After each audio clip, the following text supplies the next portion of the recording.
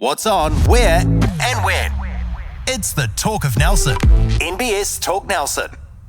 Banking for life means trust, stability, and confidence. You're there for the lifetime, and NBS are providing that right through.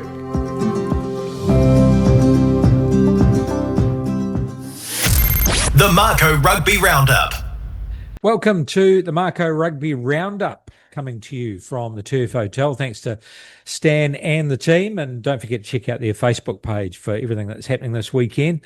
No doubt, Les, another test will be on live, and there'll be the meat raffle on Sunday and bands and all sorts happening. Yeah, there's always a lot going on here. It's a busy hotel. It is. Now, I do note, Nez, that you've got your Mako colours on, which is quite apt because we're right on the cusp, aren't we, of the Mako season? Oh, look, and absolutely excited about the upcoming season. You know, yesterday the full squad was announced, Yes. including 15 development players to support them.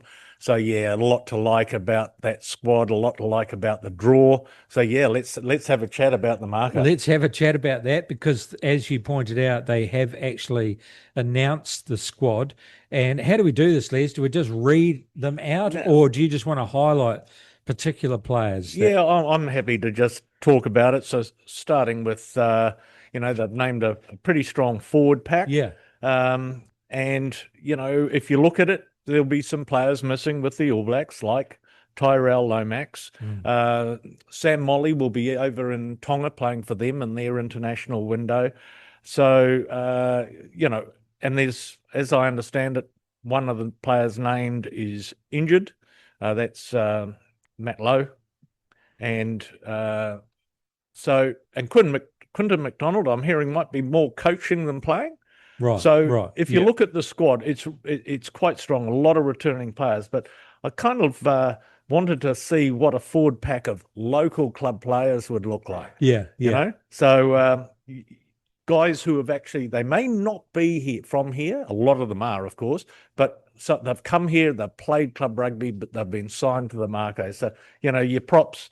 You've got Ryan Coxon and Sam Martin. Yeah. You know, and last year they played so many minutes. They were awesome. So how good to have them back. And there's some tidy backup there with a New Zealand Maori and Kershaw Sykes Martin.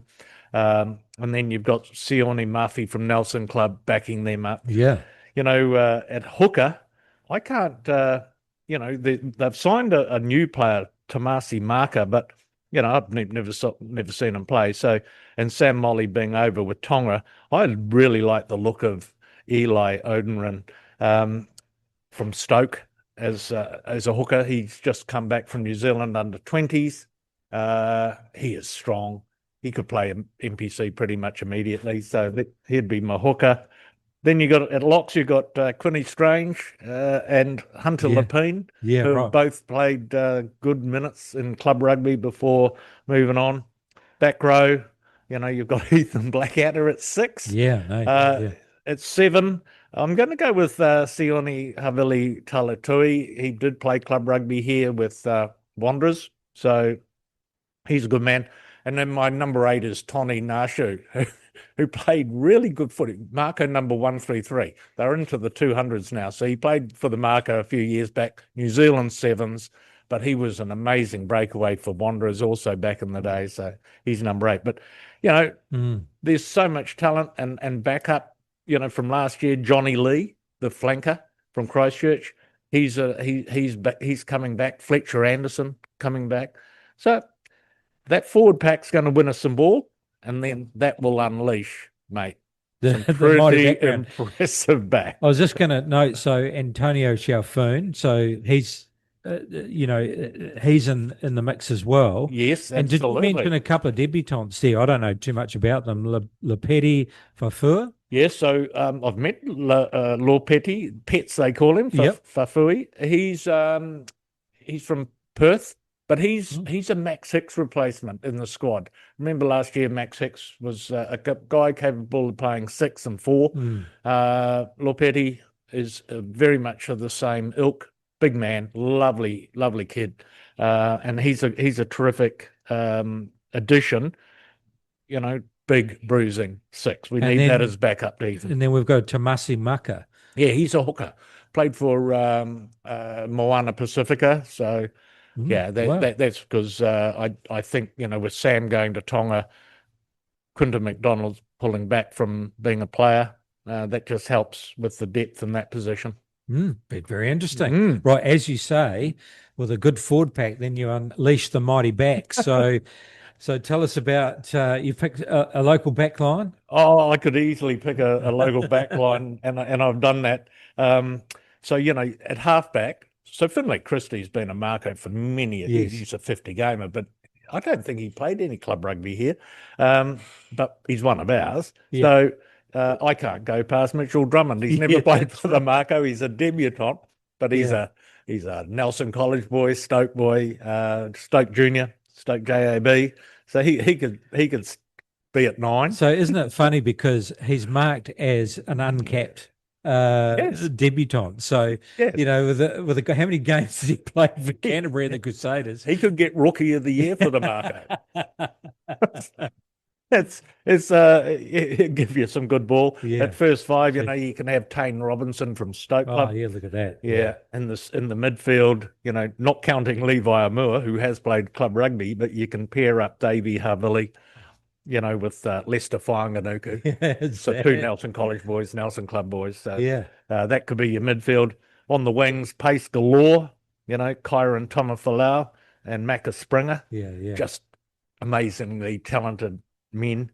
And at fullback, you got Willie Havili. But that doesn't include, some debutants also. So if I don't know how Willie's going with his injury, do you know much about, because he got injured during the Super Rugby? Willie Havili? Yeah. Yeah, no, I saw him in the team room having lunch, and he's fine. Great. Fantastic. So he's over that injury. So is your impression that he'll go to a fullback role as opposed to, because he had a great season last season at number 10, and there was a bit of a mix sometimes. Yeah, well, Tane Robinson and Yes. he, 2 guys who could play 10, 15. I just like Willie at 15. I think he's got a terrific sense of space from the back. Yeah. And Tane came along very, very well. He played a lot of games for the Highlanders at number 10. So, But you could imagine, if he did play number 10, you've got Willie Havili, and then next to him his brother David. well, absolutely, it could happen. Yeah. It could happen. So, in terms of the other players, Finlay Christie, of course, back there's an All Black. Noah Hotham will be with the All Blacks. Harry Inch, we've interviewed Harry. Yes. Harry's from Nelson College, first year in club rugby down in Christchurch, but he's got a full contract. And we did say to him last year, I hope the Mako talking to you, because, every chance that they've been knocking on his door for a Canterbury side or, what have you, but they've able to nab him, which is fantastic. Great to see those locals being nabbed. Yeah. Cooper Roberts, who just has come back from New Zealand under 20s from Marlborough, he's in the side. Then you've got Brodie Robinson. He's very a tall, athletic-looking winger with Nelson Club, pace to burn. Remember, I highlighted him. He caused Marist Club a lot of trouble in regular season. So he's in the side, which is exciting for him. Who did he play for, sorry? Nelson Club. Oh, I did, right. Yeah, I think in the past he might have had a run out for Kaharangi. And no relation to Tane. No relation. Right. Waikato family, apparently. So I do believe Dad's a listener. So shout out to you and your son Brady. Hope he gets some game time. Yeah. And then we've got our All Blacks, of course, who we probably won't see. And I'd imagine at some point we're not going to see Lester Whanganuku either. Yeah, but yeah. Levi Amua, who can play 13 beautifully, can come into that side. So that's an impressive looking backline. Isn't it just? Yeah. And then interesting, anyone of note in the development squad that you've had your eye on? I noticed they had Cooper Grant in there. Development squad. In the development squad, you got a bunch of good players.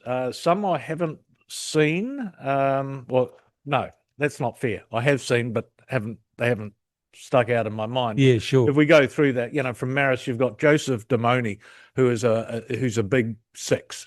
So clearly that's going to be where he gets developed.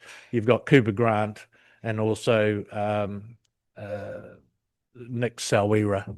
So they were standout. right, yes. They were standout players in club rugby Yeah. for Marist.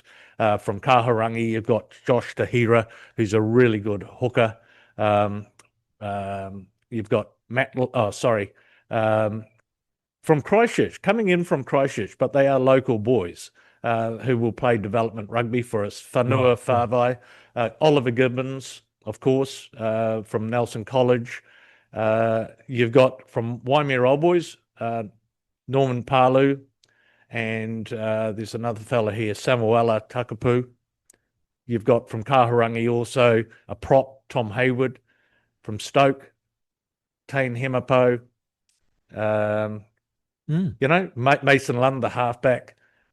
From Christchurch, Salmaki. So remember last year, the three big ones who went from Nelson College to Christchurch were Oliver Gibbons, Salmaki, and Harrison Inch. So all three of them, one's full cap Mako, or will become one, and these other two are in the development. So Fantastic. 15 players in that development side, which will give a development 15 pretty good ammunition to have a great season and develop them to become future Mako. So, and with the development squad players, do they get an opportunity to play in some form of representative football? Yes. Or they do? Yeah. So as I understand it, Nick Smith, Mantis, who Yeah. we've interviewed, he's going to be the head coach of the development team. So they'll and Kahu Marfel will have provided a schedule for them to play. It's very important that they stay match fit because any one of these players can get called up. And there'll be other development teams throughout the country, and so they won't play a full season. In the South Island, they'll just go away for certain development matches. And if like last year, they actually gave a bunch of young guys. That was during Storm Week, so that was a little bit different. But against Otago, depending on what happens, they may see an opportunity to give them a full run. Yeah, absolutely. So a lot of those one cap Mako boys are in the development squad. So overall impression from you? I'm optimistic. Yeah, it's looking pretty good today. Yeah, and physics. I think it's a really good team.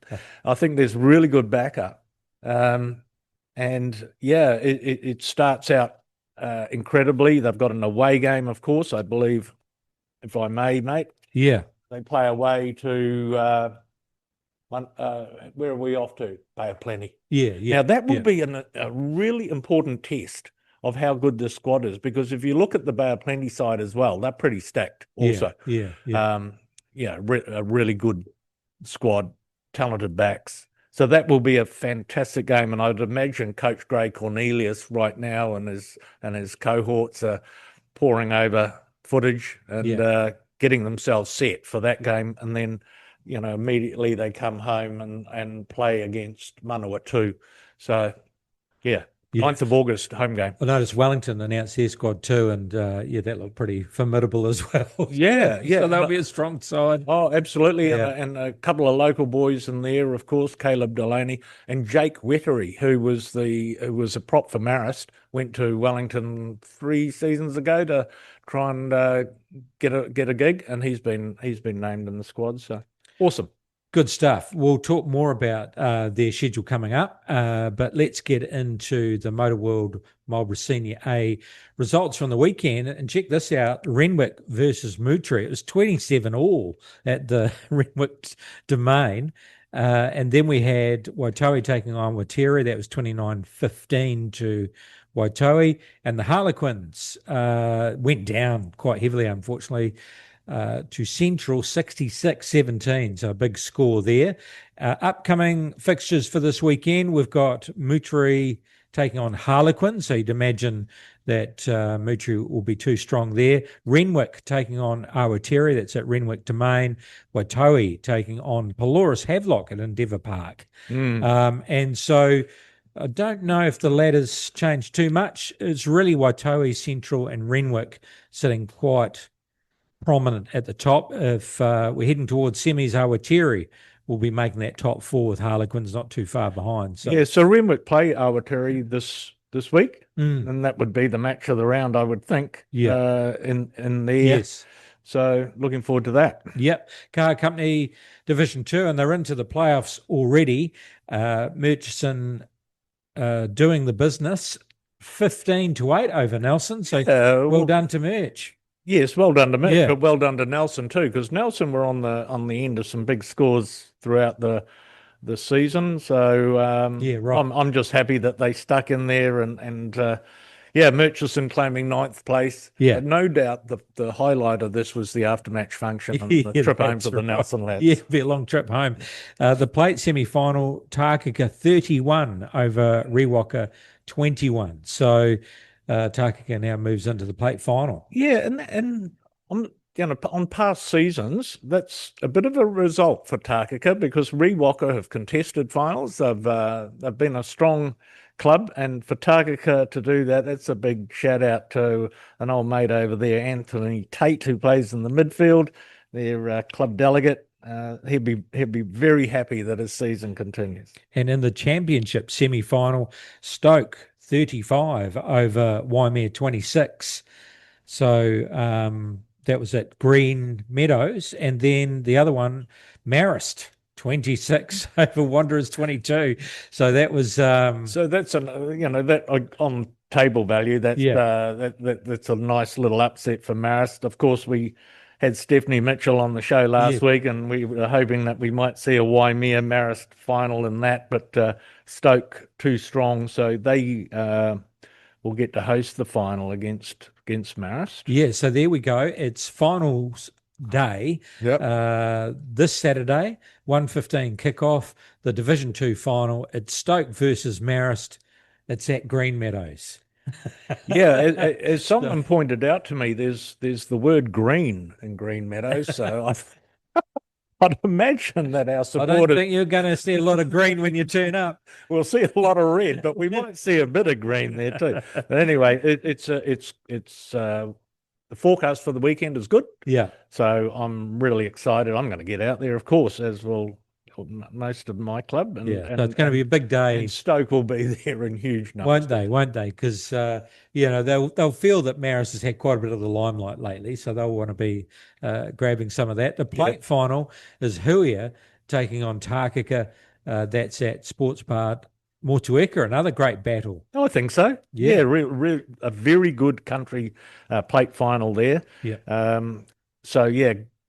I'm gonna cheer for Takaka just because they've got to travel over the hill and do the business. Miles Toyota, first 15 boys. It's the championship result. It was Waimea College, and they did the business over St Thomas's. It was their second 15 St Thomas's, but it was 34-32, and it was just a high scoring encounter, but only 2 points. The difference. Yeah, so just please go Waimea combined. Yeah, that's right. And then we're actually, before we know it, I'll just go through some premiership results. Then I'll get to the top 6 finals. So Nelson College, back on their winning ways, 38-12 against St Bede's College. So, they would have been happy to bounce back and do that. Yeah, dominant win, isn't it? 38-12. And then Marlborough Boys College, they'll be pleased with that too. 33 all with Christchurch Boys High School. Yeah, that was 1v2. So is that the tide turning? Well, absolutely. I would suggest to you that Marlborough Boys will be in a final this year. Yeah. Then we have the top 6 finals, and the semi-final, which is 4th versus 5th, is 11 o'clock at Nelson College. It's Nelson College taking on St Andrews College. So this really is a high-stakes knockout game. Yeah. I absolutely believe that Nelson College will beat Stack. I just think, that there was an aberration in the season against Christ College. Yes, Christ College. Yeah. And I just see them being too strong for St Andrews. So how does that work? A 4th versus 5th in a 6? I think. Well, I don't know how they're planning. I haven't seen the draw past this, but my imagination is that the first 2 will get a rest. 3rd and 4th, and 4th and 5th will No, yeah, that's 3 versus 6 and 4 versus 5. Yes, sorry, yes. All right. And then that now makes sense they'll to me. go into the semis. That's what I would imagine, Right. And that's normally how it works in a top 6 scenario.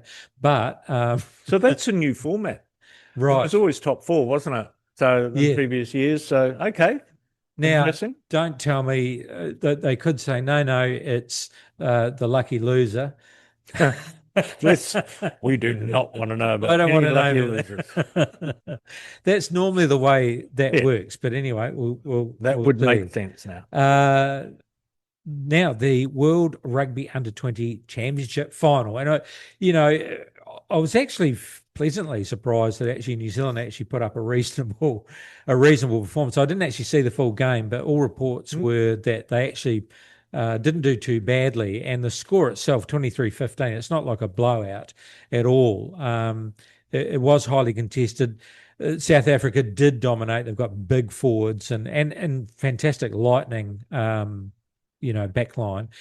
And the other thing is New Zealand suffered a major setback with the loose head prop, Sika Pole. It was a 20-minute red card, and he was devastated when that happened. Like, he got the yellow, went off, and then they showed a picture of him on the sideline, and he was just just devastated that he'd put his team in that situation. All the other players were consoling him. It's never easy in a final to be a man down. We recall, of course, Sam Cane. Against South Africa. So 23-15, I think the squad can be very, very proud of that. So there were tit-for-tat tries towards the end, but that 8-point margin, probably a good indication. But, you could expect that South Africa could blow New Zealand off the park. But New Zealand have this ability against bigger sides to win the ball and get it wide and play with some flair, and the game was entertaining. Hugh Bainan, of course, the team manager, is now back in charge of the Mako for the NPC, but we'll grab him and have a chat with him about this tour, because it must have been an amazing experience being over in Italy for this. And plus, we need him to line up some guests too, so we'll get him in. He'll line those up for us. So this victory marks South Africa's first under-20 world title since 2012. And New Zealand's got a similar record, which just goes to show it's very competitive. I think you've mentioned in the past, France have been quite strong and England have been quite strong with getting those titles. So, is this a bit of a turn for, Southern Hemisphere rugby? Will that then... because there has been a little bit of dominance with France and England lately. Yes, no, I think Southern Hemisphere footy is very strong. Now, pre-season fixtures. Yes. There is one coming up on 25th of July. Tasman Mako taking on the Southland Stags, 12:15, Christchurch Rugby Football Club. Yep. And then in the women, the Mako women, we haven't heard a squad announcement yet. I haven't seen one, but presumably that will come shortly. But on the 27th of July, the Mako women are taking on Otago Spirit and the Southland women. A game of three halves, they're calling it. Yeah, so both those pre-seasons are in Christchurch. Yes. One's being played on Friday. The men are playing on Friday, the women on Sunday. Yeah. It's just important, those hit-outs. I'd imagine the men's side will be a lot of the development boys, plus some contractor Mako who need a run. So we'll keep our eye on the results of those. And it's combinations, isn't it, too? Yep. It's trying to get a feel. I'm sure they're doing it training, but there's nothing like a game. The women's game, 11 o'clock kickoff at Lincoln University. So if you're in Christchurch, make sure you go and look them up. And they did actually do a bit of a training tour.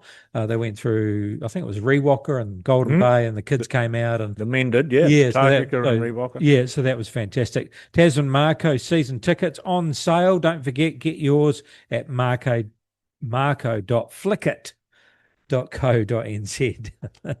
You always have to correct me on that. So, okay, Les, let's look at the international rugby results from the weekend. Samoa going down 41-12 against Scotland. But I don't know whether I'd imagine that being closer. Just an early hit out for Samoa, so I guess they'll be finding their feet. It was in Auckland, and traditionally, not a bad side, but Scotland, I guess, have been building. Yeah, so I did watch this, and Scotland were very quick. They played a fast game, as indicated by their 41 points. They didn't muck around. Samoa, it took them a long time to warm up, and they didn't get cracking until the last 20 minutes. So a very good win and an end of the tour for Scotland. The British and Irish Lions at Suncorp Stadium in Brisbane took on Australia 27-19, and it wasn't the blowout that perhaps some people were thinking. I was thinking with the form of the Irish Lions that, you know, they would really dominate Australia, and in a way they did. But I did like, what Australia showed in the ability to come back in the last 20. And the Lions did respond by being able to keep the scoreboard just out of reach, because at one point it was, I think maybe it was a one score difference. So the only thing I can say really is that, okay, Australia did have a hit out against Fiji, but they haven't had a big run going into this series. Lions have had a good build up. Mind you, they've got to trial all the huge squad, so you don't always get those combinations right. And I felt at the end of this that Australia in the second test do have a chance. Yeah, so I thought that the British and Irish Lions were dominant, and the scoreline doesn't reflect their dominance. But that's a reward for Australia's tenacity to stay in the game. But the result was not in doubt that the British-Irish Lions were going to win that test match.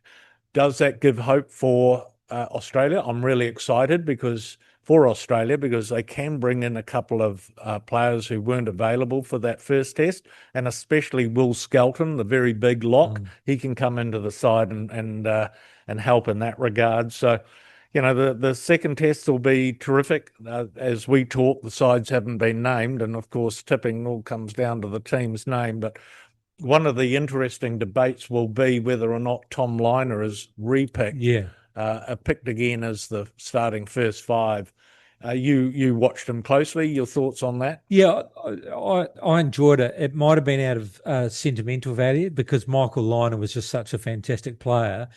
Man, I mean, he's only a small guy, but he got absolutely hammered a couple of times, and I thought he's gone, he's knocked out. He just got back up again. He's nuggety, and I thought he was calm and collect in that role. It's not too flashy, but I've seen him play before, and I just like his confidence and his composure. There is probably one or two others that perhaps have got a little bit of X factor that they could bring in, but I think at number 10 you want stability and you want good decision making. So that is going to be a mode of discussion. Even in the week they talked about Cooper. So Quade Cooper. No, sorry, I've got that wrong. Crusaders player that came on his James impact. O'Connor. Sorry, they talked about O'Connor. Yeah, well, because of experience. Yeah, absolutely. Yeah, what they will do is they might start Ben Donaldson at 10 and either Tom Liner or James O'Connor off the bench.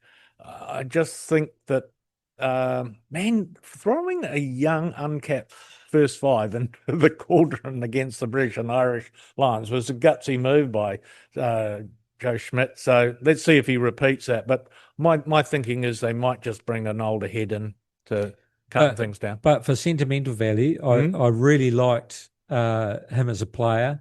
I think he's got something, and I hope that they work with him because I think longer term he's going to be a very, very good player. I'm sure he'll be around for a long time. We'll get to predictions because we've got the lineup for this weekend. But New Zealand 29-19 over France, and it was probably swapped the other way around, wasn't it? The first half wasn't so great.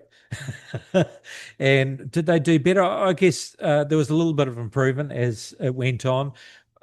You would have expected that based on the fact that this side is not a regular side that's played together. There was some great talent. It's not our A side.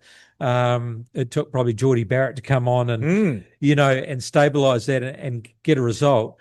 But it was just the odd decision. I really like what we did in the second test with our territory game. I just we went back to what we've done in the past with, and Artie, I don't know what he was thinking, trying to do a quick one out of the 22. And then, of course, the other one was Jordan Luck trying the drop goal from the, if it had gone over, you would have thought, oh, that, Zinzan Brook of old. Hey, Jordan Luck. Yeah. Oh, not Jordan Luck. Geez, that would have been, sorry, Love. Ruben Love, sorry. Yeah, what's Love got to do with it? Yeah. But the fact that if he'd got it, they would have thought, oh, it's Zinzan Brook of old. But just a couple of decision makings. I like the little kicks over top if the fullback's not there. But when we've got all that possession, Well, there was one kick and regather by Ruben Love that he kicked it to space and got it back. Artie probably just, if he'd pulled that off, it would have been, maybe. Yeah. I just hate that in our own 22. Yeah, no, we did score a try off it. That was a tough place to try it. Look, highlights for me, Geordie Barrett. Yes. Absolutely outstanding when he came on. So he's definitely the 12 when first 15 is selected. He's improved since he came back from Leinster. He seems a more complete rugby player. I thought Ruben Love went well at fullback. He did. But what I never want to see again, and I hate to say it, but if Duncan McKenzie has a 10 jersey on his back, Duncan McKenzie, Damien McKenzie. We're mixing up our names here, aren't we, mate? And shout out to Damien McKenzie, Duncan McKenzie from Takaka. Right, yeah. I just don't like him at first five, mate. It's too hell to scalp. It wasn't his day, was it? Well, most times he's got the 10 on his back. It's not his day. Yeah, right. Obviously, you've made my line's in the sand. Yeah. Well, I put a line through his name as a starting 10. It's just not going to work for me. Yeah. So he's now going to battle in my book to even make it 23 because there's so much more talent. Ruben Love could be. He played a great game, didn't he? Yeah. And you could argue you could have him at fullback, and there was one call about well, do we just keep Will Jordan on the wing? The other one said no, but you could put Ruben Love on the wing because he's got under the high ball. Yeah, he's got all that skill set. I think someone was talking about the days of old when he had Israel Dagg and our mate from Wellington on the wing. Julian Savia? No, other side. Okay, mate. They got in trouble for going out before a test one weekend. Coaches for Wellington, I've gone blank anyway. Corey Jane. So Corey Jane, is that type of player, just always lands on his feet, goes strong into a tackle, not the biggest guy, great under a high ball, does the up and unders, always recovers. It's like a Ben Smith, He's got that kind of attribute to him. Yeah. And he can play 10. Yeah, well, yes, there's that too. Yeah. That's interesting. That's going to be interesting.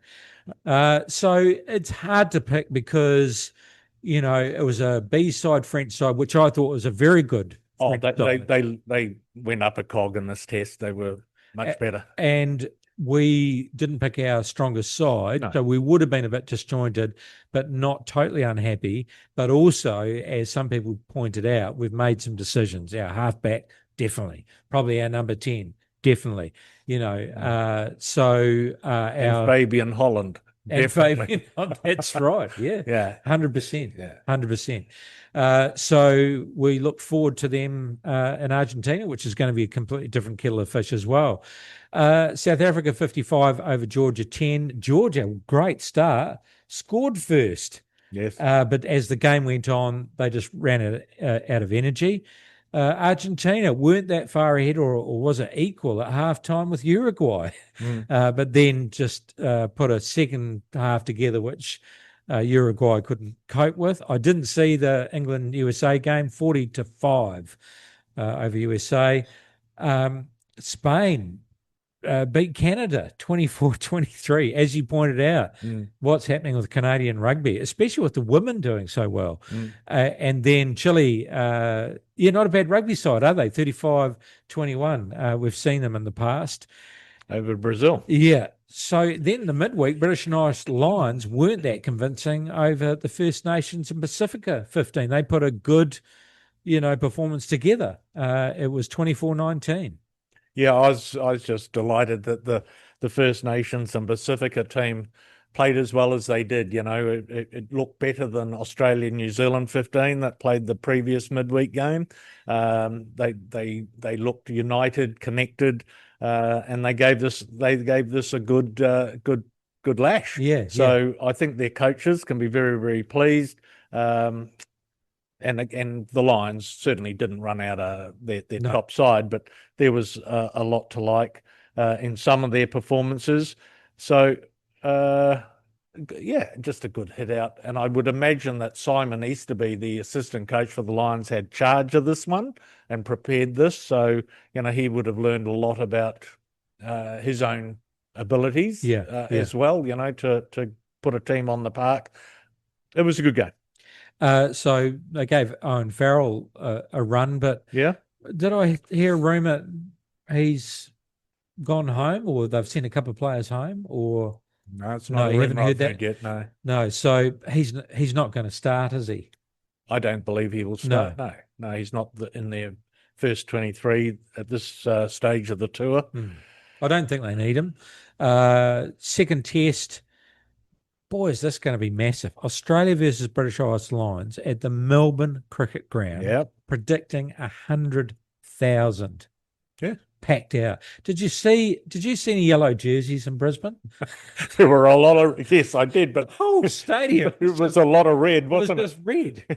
And the same will be the case in Melbourne. I've been to a test match at the MCG. It's a big ground, and you're quite some distance away from the sidelines. Yeah, you are. But the crowd creates its own energy. You get 100,000 people in the same room, and it's going to do that. That's right. So although the action could be quite some distance away, there's plenty of banter going on. It's well set up. The bars are never too far away. Correct. And what amazes me is the seagulls that fly around the roof space. They must just get deafened. And I've even watched an AFL game there where the seagulls are on the ground, and they just, when the play comes towards them, they just all fly up, and then they just go to another part of the ground. They all settle down again.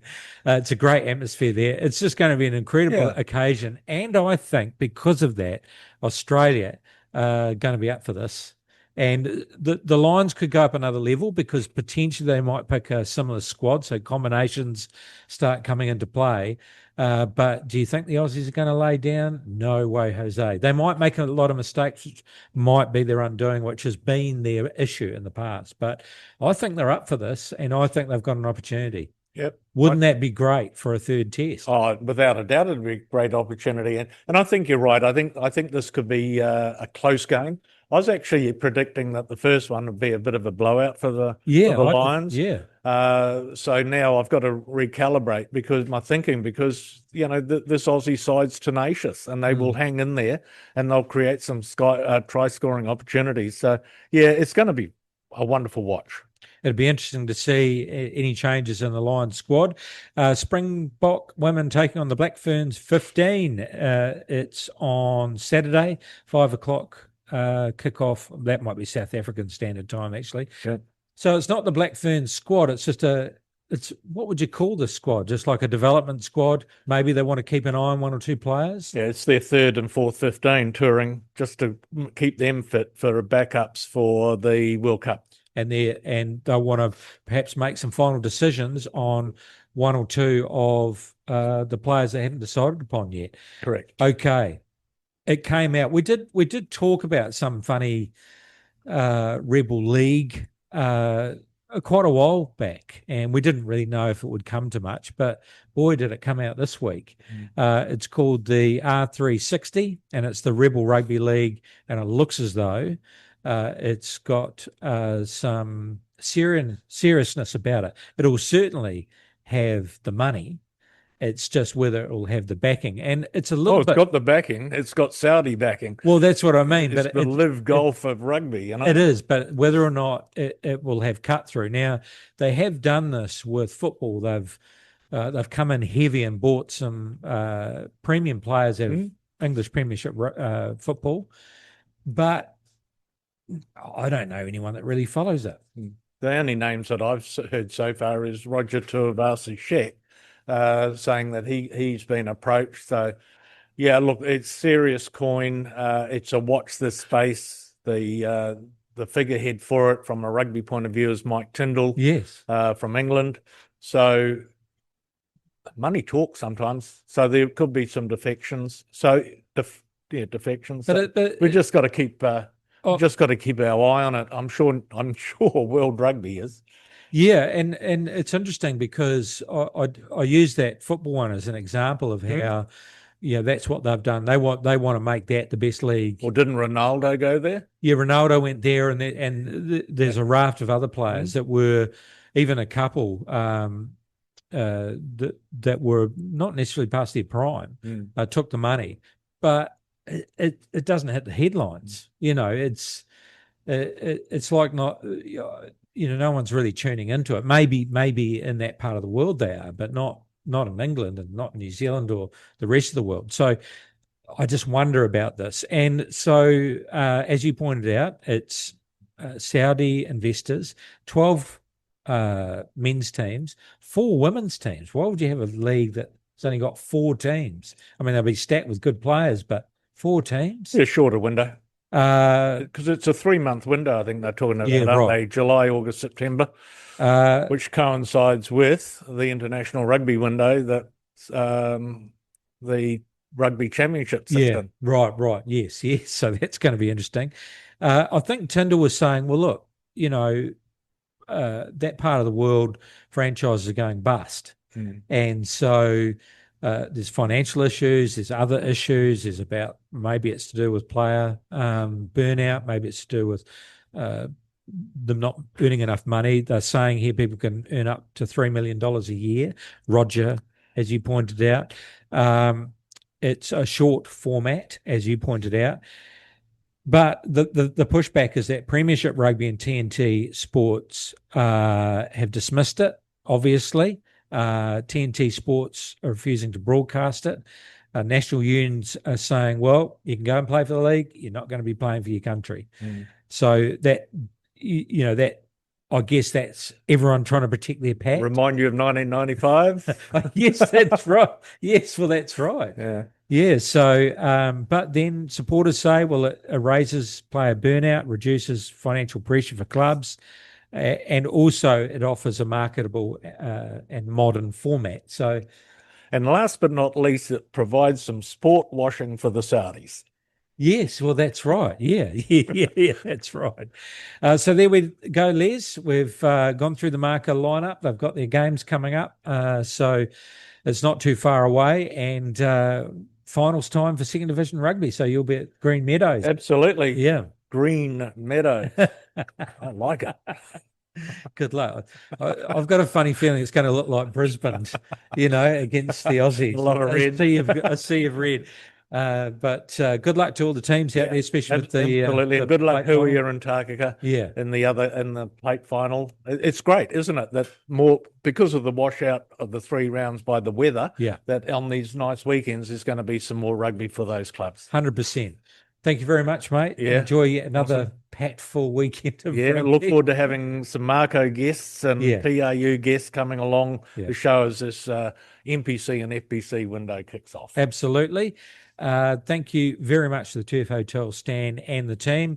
You can catch us on MBS Talk Nelson on our website, also social media, Spotify, YouTube, and Talk Nelson Digital Radio.